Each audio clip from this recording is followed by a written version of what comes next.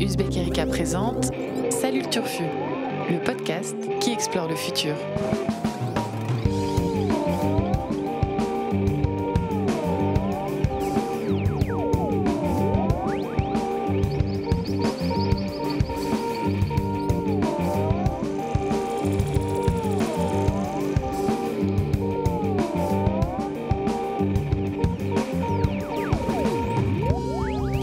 Salut à toutes, salut à tous et surtout salut le Turfu. Alors avant de rentrer dans le vif du sujet, un petit mot d'excuse, et oui, pour tous les fidèles de ce rendez-vous, salut le Turfu.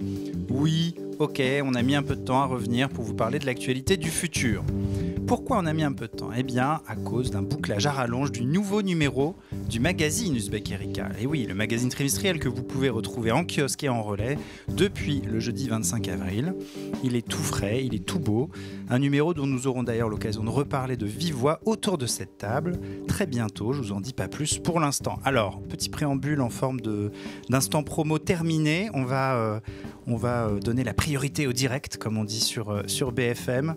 La rédaction d'Uzbek Erika a fait le tri pour vous dans l'actu et on va se mouiller aujourd'hui pour distinguer l'historique de l'anecdotique, les vraies actus qui comptent et qui durent de l'actu un peu bullshit qui tout le monde va oublier dans quelques jours. Alors le terrible incendie de la semaine dernière à la cathédrale Notre-Dame ayant repoussé les annonces du président Macron sur les mesures post-grand débat national dont on voulait vous parler, eh bien aujourd'hui nous avons choisi de n'aborder ni l'un ni l'autre, aucun de ces deux sujets. Donc pas de Notre-Dame, pas de grand débat aujourd'hui. On parlera peut-être du grand débat plus tard, dans un futur rendez-vous. Mais aujourd'hui, on préfère vous parler du nouveau président ukrainien, des papas espagnols et aussi des cerveaux de cochons décapités puis ressuscités. Attention, teasing, un menu détonnant concocté par une équipe éditoriale de choc avec autour de la table aujourd'hui mes camarades de la rédaction d'Uzbek.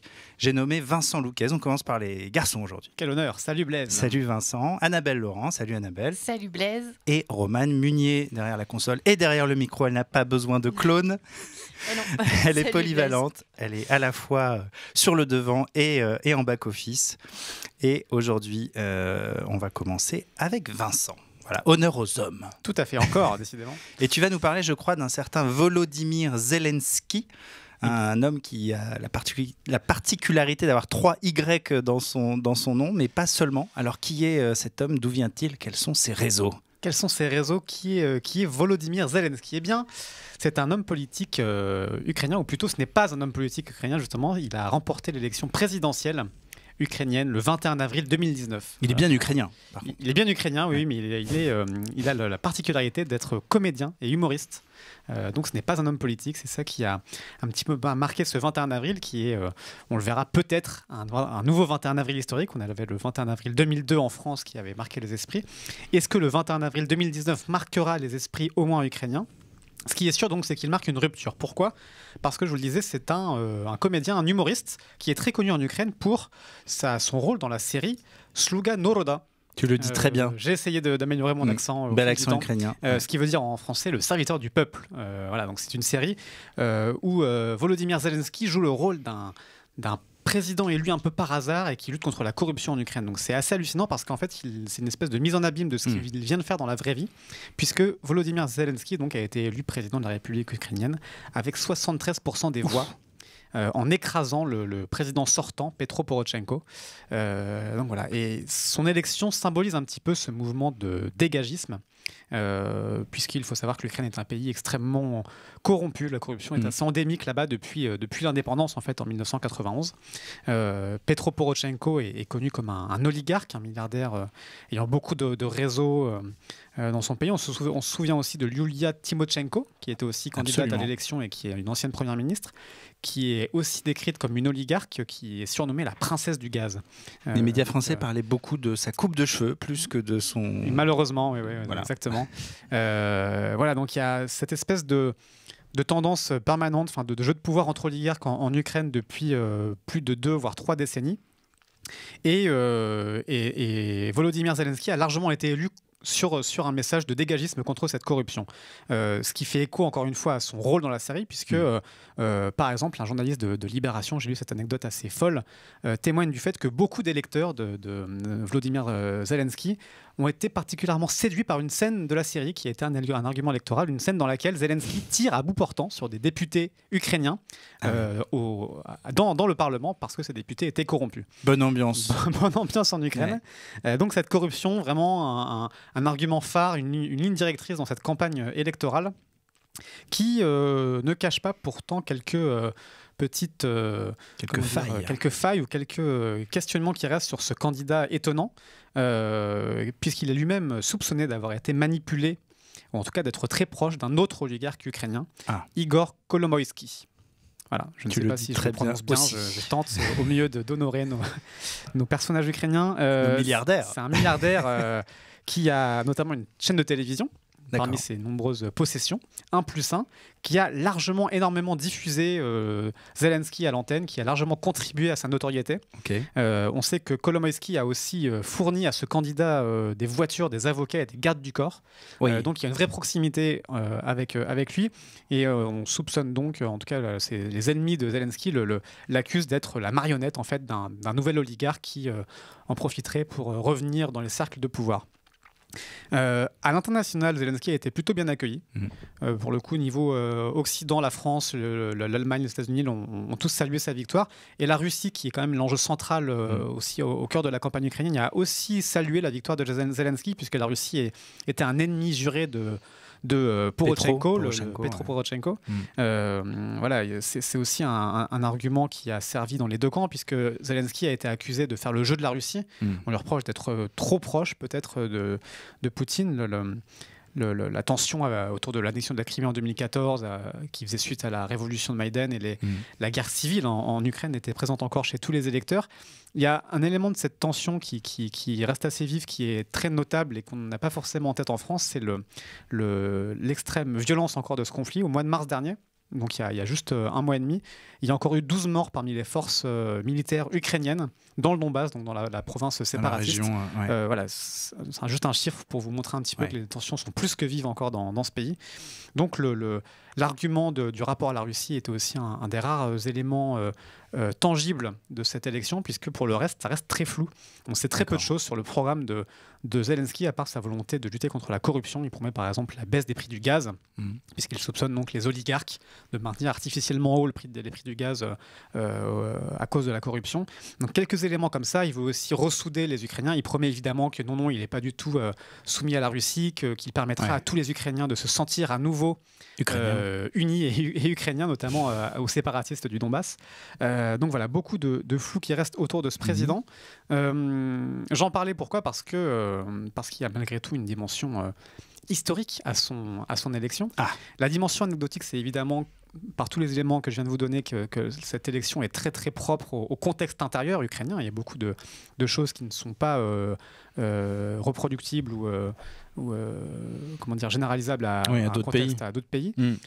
En revanche, cette espèce de dégagisme et cette lutte contre la corruption endémique de la politique se retrouve notamment dans beaucoup de pays européens et même ailleurs dans l'Occident, puisque si on fait le parallèle avec Donald Trump, le fait d'être un candidat médiatique avant d'avoir un capital politique réel, d'être venu par exemple de la télé-réalité pour Trump et d'une série télé pour Zelensky, le fait d'être un milliardaire ou d'être soutenu par un milliardaire assez sulfureux, et puis de dénoncer une espèce d'élite oligarchique au pouvoir corrompu, c'est quand même des choses qu'on trouve chez beaucoup de candidats qui arrivent au pouvoir en ce moment et qui témoignent d'une certaine dynamique globale de lutte contre cette corruption.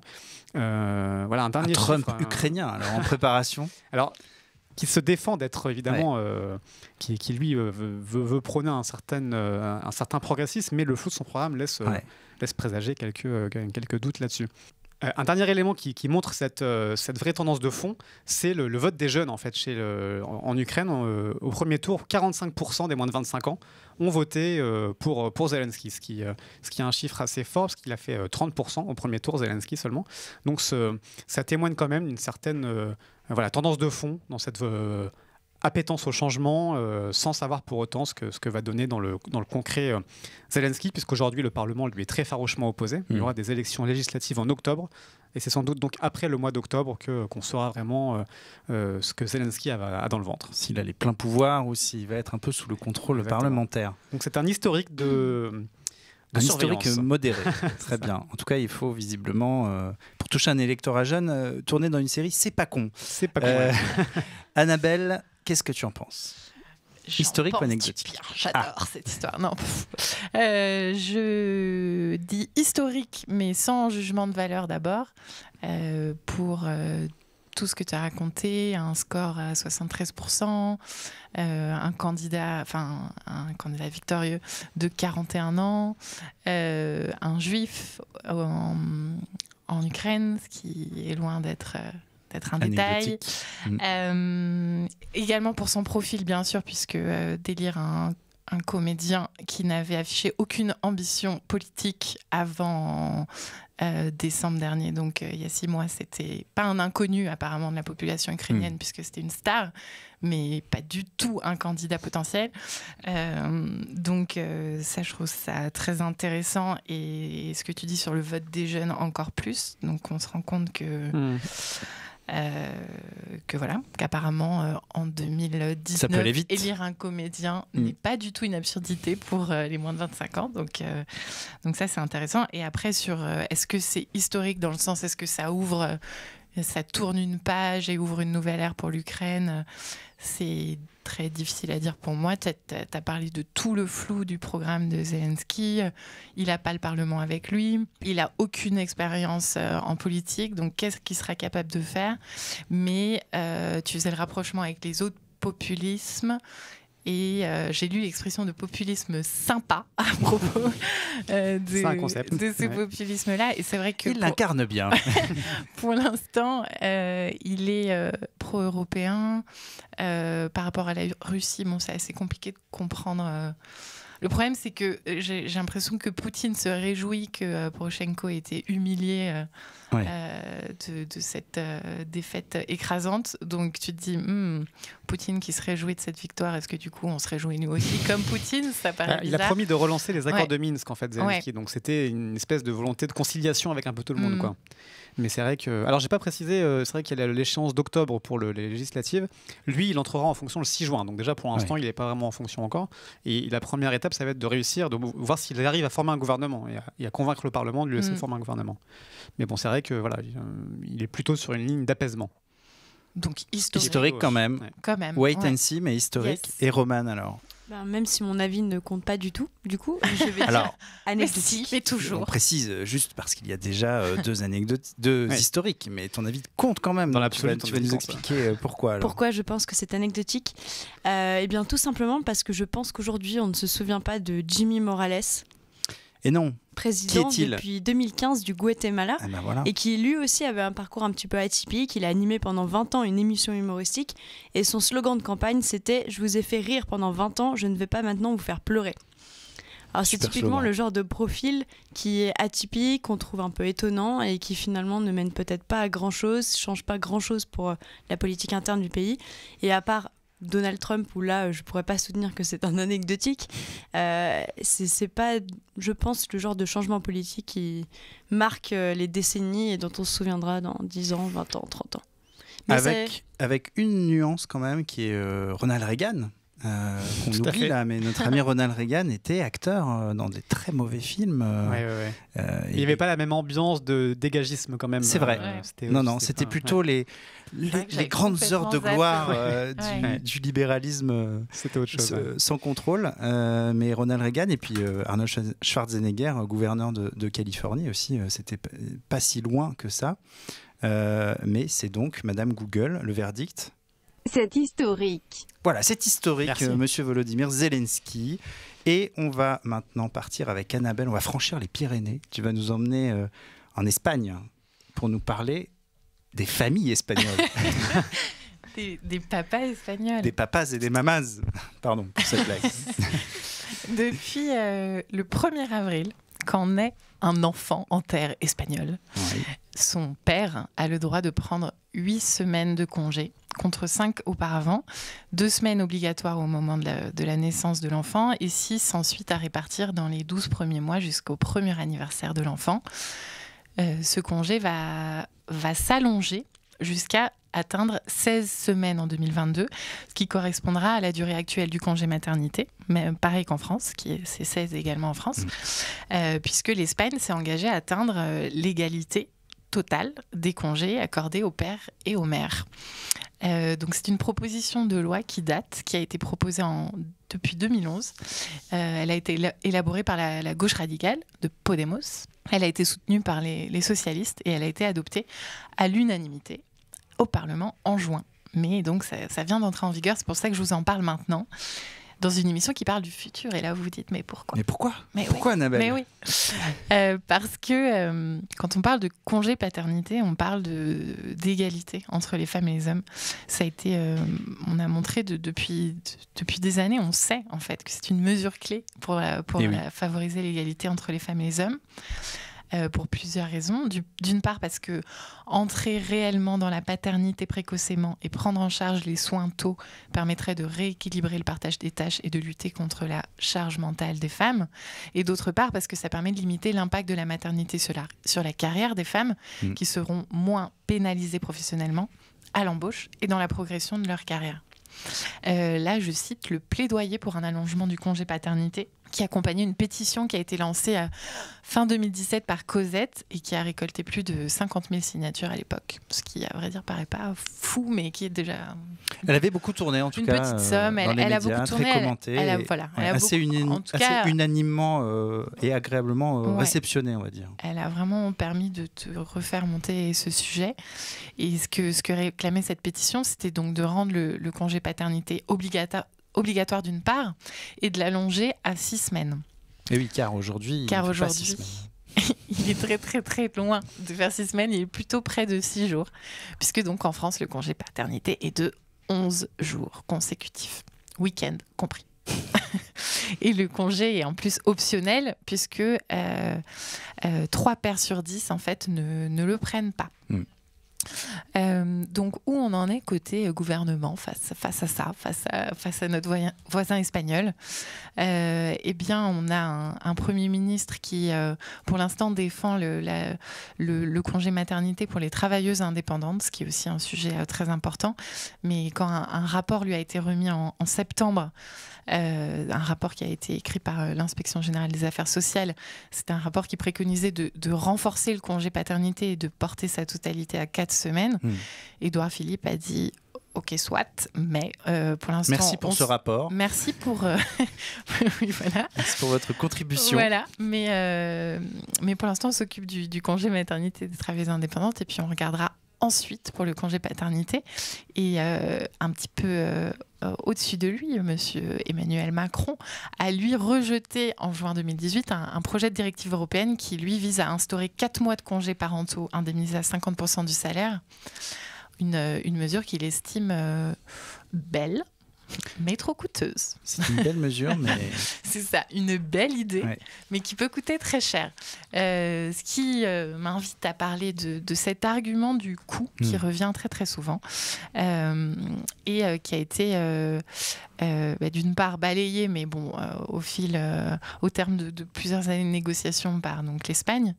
Et en fait, ils ont permis ils ont tout simplement fait des calculs. Et nos confrères de El País ont calculé que cette extension à 8 semaines en 2019, c'était 226 millions de dépenses supplémentaires pour l'État et 53 millions pour les entreprises, donc ce qui n'est pas monumental. Pas colossal, ouais. Et en France, l'OFCE avait en 2017 fait un rapport, encore un rapport, qui préconisait à nouveau de l'allonger et de le doubler donc à 4 semaines. Et là, le coût était de 130 millions d'euros supplémentaires pour le rendre obligatoire, 500 millions d'euros pour le doubler. Et il fallait rajouter ensuite le coût pour les employeurs.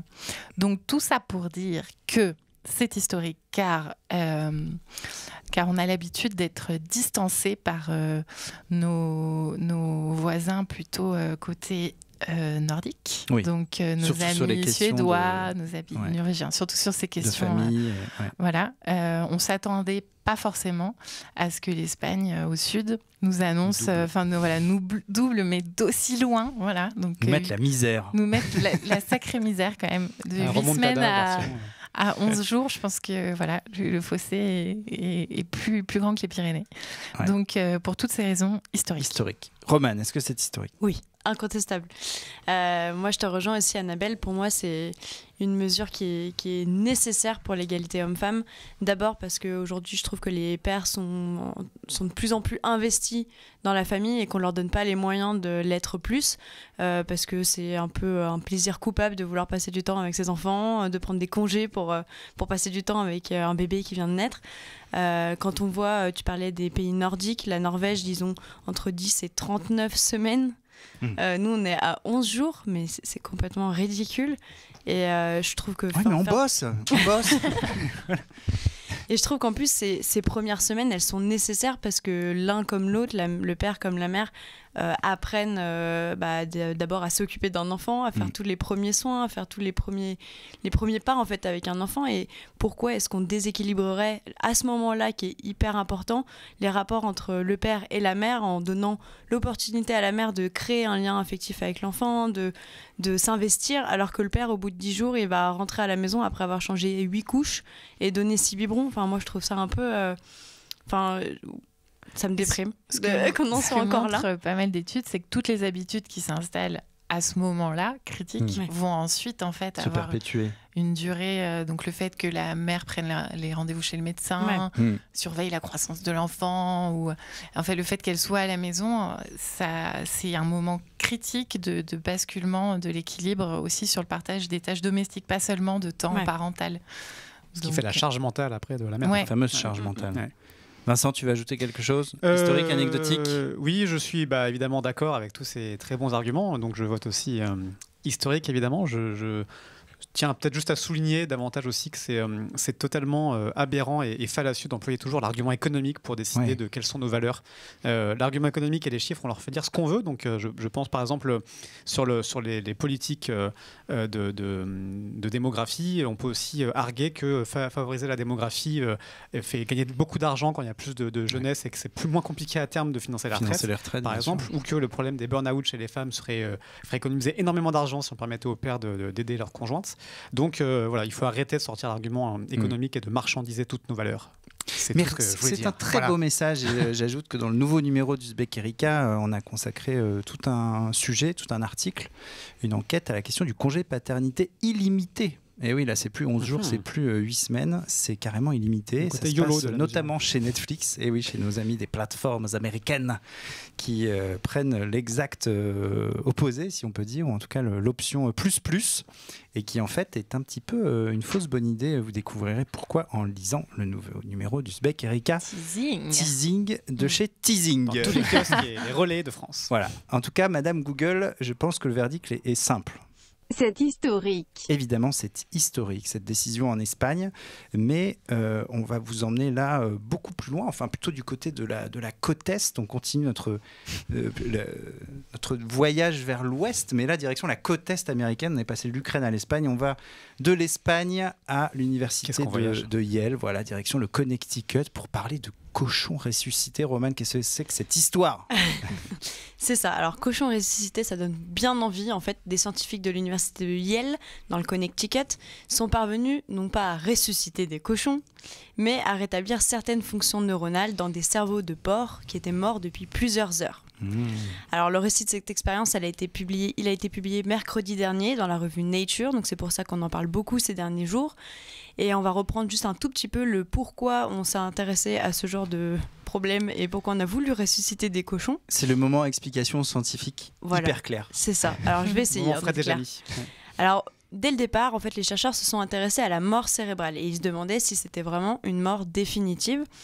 Donc quand on meurt, notre cerveau, en fait, il cesse d'être oxygéné. Et puisque le sang, il ne remonte pas d'oxygène, c'est comme ça qu'en fait, le cerveau s'arrête et qu'on meurt. Complètement. Voilà.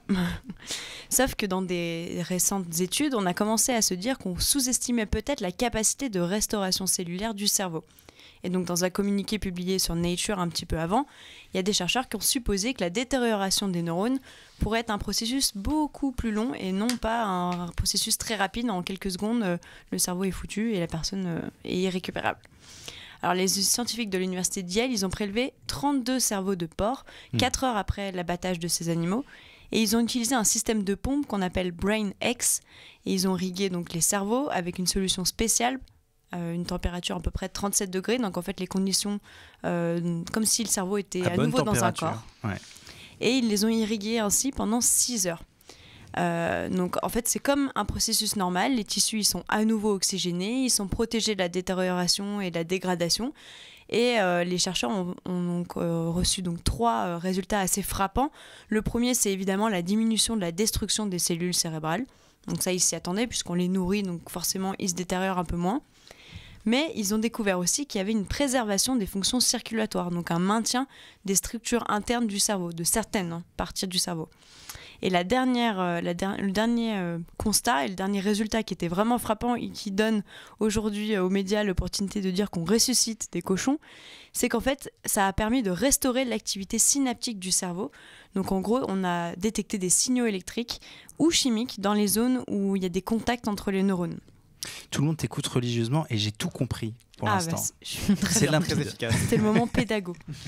Alors aujourd'hui, si on prend un petit peu de recul sur cette recherche, on a parlé donc d'activité synaptique, mais en fait le cerveau en lui-même, il n'a pas été ressuscité.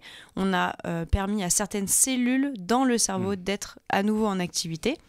Et en étudiant ces cerveaux, les chercheurs ils n'ont pas du tout repéré une activité électrique qui pourrait être le signe d'un phénomène de conscience ou de perception. Donc en fait, c'est comme si on les avait réanimés, mais sans conscience, sans vie derrière vraiment. Donc aujourd'hui, l'expérience, elle est parvenue à montrer qu'on pourrait recréer une conscience peut-être un jour, mais en tout cas pas du tout là. Aujourd'hui, c'est vraiment de la science-fiction. Et elle a surtout permis en fait, de soulever des questions sur la nature même de la mort. Elle va remettre en question aussi toutes les définitions juridiques et médicales, notamment sur les protocoles de décès, sur la réanimation des patients et aussi sur la transplantation des organes. Alors, on est très loin de l'immortalité. Là, les cellules du cerveau, elles ont été nourries par de l'oxygène, par des nutriments. Le support, il permet de restaurer les fonctions cellulaires, mais juste pendant 36 heures. Et le système, il ne peut pas non plus ralentir le vieillissement. Il permet en fait, de réactiver, mais sans anéantir la destruction des cellules. Donc, le phénomène normal, on va dire. Tout ça pour ça. Tout ça pour ça. Et malgré ça, tu nous défends un historique. Moi, je dis que c'est historique parce qu'aujourd'hui, même si on ne peut pas le faire chez l'homme, parce qu'il faudrait retirer le crâne complètement de l'homme pour faire ce genre d'expérience chez l'homme, donc à moins qu'on ait un cobaye. On peut le faire s'il meurt. Oui, voilà. S'il a signé pour, s'il le souhaite. C'est ça. C'est à la fois, c'est très historique plutôt même, parce qu'en fait, c'est la première fois. Eh bien voilà, finalement, je vais vous dire la vérité. Je vais vous le dire. C'est la première fois qu'on a un progrès au niveau des recherches qu'on a sur les cerveaux. Ça va nous permettre déjà d'aller plus loin que ce qu'on fait aujourd'hui, et aussi de pouvoir peut-être restaurer certaines fonctions quand on va avoir là il parlait d'accidents donc comme des crises cardiaques, des accidents vasculaires cérébrales, donc on n'est pas vers l'immortalité, mais ça peut être une première étape en tout cas vers la compréhension de certains phénomènes dans le cerveau, de la réactivation de certains neurones dans le cerveau, et pourquoi pas, je sais pas, moi je pense à beaucoup de maladies comme Alzheimer, etc. Est-ce que c'est des recherches qui pourront nourrir un peu les avancées scientifiques là-dedans? Je sais pas, mais... C'est vrai qu'il y a beaucoup d'accidents cardiaques, beaucoup d'AVC en France, et c'est un sujet qu'on maîtrise encore mal. Alors pourquoi pas donner un peu plus d'espoir aux gens qui sont par exemple dans le coma et dont on a peur pour les capacités cérébrales. Vincent, est-ce que Roman t'a redonné un peu d'espoir? Mais toujours, Roman me donne toujours beaucoup d'espoir. Je reste partagé sur mon vote. Parce que tu l'as rappelé, il y a énormément d'aspects positifs pour la médecine. Donc tout ça flatte et rassure mon côté hypochondriaque qui est absolument effrayé par la mort et par tout ce qui s'ensuit. Si des choses s'ensuivent après la mort, je n'en sais rien. Donc c'est vrai que c'est un bon signe d'espoir pour beaucoup de maladies. Et d'un autre côté, tu évoquais aussi les fantasmes que ça peut soulever du côté de l'immortalité. Et dans ce domaine-là, je m'inscris dans le nouveau clivage qui structure le monde du XXIe siècle. Je m'inscris en faux dans ce clivage qui oppose transhumaniste et écologiste aujourd'hui. Je pense que beaucoup de gens se créent des fantasmes sur ce dépassement de la mort, sur les surhommes et sur cette espèce d'hubris permanent qui veut que nous allions toujours plus loin dans l'exploitation et la destruction du monde. Et je suis pour plutôt l'apprentissage de l'acceptation de la mort et des cycles de la vie qui feront que l'espèce en tant que telle survivra encore longtemps. Merci pour cette saillie bioconservatrice, comme diraient certains. Et donc, bien sûr, je vote pour un anecdotique. Pour ces raisons. D'accord. Annabelle. Je vote aussi anecdotique. Ah. Ouais, c'est vrai que je me suis pas rendu compte là en disant du poids de mon vote. Pardon. Car c'est toi qui tranches. C'était mon côté pédago. On était à un J'avais but partout. tout donné. Et là, tu marques dans les arrêts de jeu. J'adore cette histoire. J'ai un peu des visions d'horreur en imaginant ces 34 cerveaux acheminés jusqu'à un laboratoire. Moi, j'imaginais des bassins, tu sais, un peu comme les précogs là, dans Minority Report ou des trucs un peu... Voilà. Donc ça me dit pas trop. Non. Tout ce que tu as dit sur les avancées scientifiques, évidemment, surtout que le cerveau est quand même l'obsession... de notre début du XXIe siècle, du côté des scientifiques. C'est vrai. Pour d'autres, c'est plus l'intelligence artificielle. Mais... non, mais on a fait des progrès considérables dans la recherche. Neurosciences, bien sûr. Mais un petit peu plus... on ne pas mal, mais peut mieux faire. Voilà, pas mieux faire. Non, mais je pense en effet à tous nos amis transhumanistes qui doivent se frotter les mains. À cette personne que j'avais rencontrée qui veut qui a signé déjà pour se faire couper la tête après sa mort, pour que sa tête soit cryogénisée et le plus vite possible. C'est un beau projet, très très étrange. Et oui. Ou à notre ami Sergio Canavero, dont on avait parlé dans un précédent podcast, un chercheur qui lui veut donc le greffeur de tête italien, des greffes de tête. Il veut couper une tête en bonnet. Attends. Oui, pour la greffer sur un corps mort, bien sûr. Voilà, voilà. C'est ça.